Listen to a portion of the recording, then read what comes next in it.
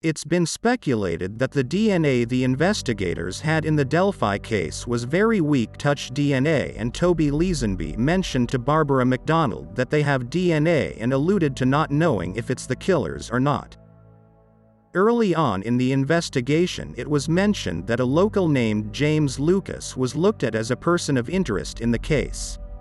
Anna Williams made a response to someone asking about Lucas, and she replied that he was one of the first DNA swabs.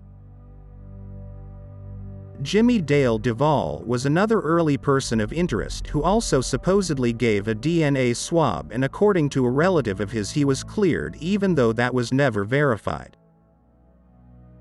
YouTuber Michael Catt interviewed former Indiana State Police Sergeant Kim Riley and brought up the possibility the killer's DNA was not in the database.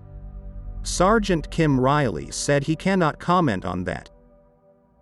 He had never committed a crime, he has no DNA in the database? Well, I can't comment on that, but I'm just saying that's what it looks like. I mean, there's a possibility he's done something, but we can't find no traces of it. That was my first thought. I thought anybody at that age that would commit a crime like that would have priors. Yeah, you never know. You know, you got to start somewhere.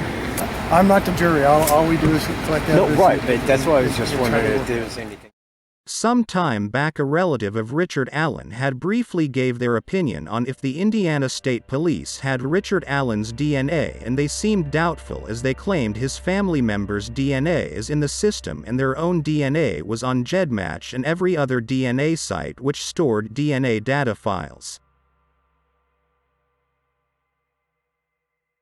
Former cold case detective Paul Holes had gotten in contact with investigators in the Delphi case and gave his opinion on the DNA and alluded to them having an uphill struggle. Paul Holes is known for his work to help solve the Golden State Killer case using advanced methods of identifying the killer with DNA and genealogy technology.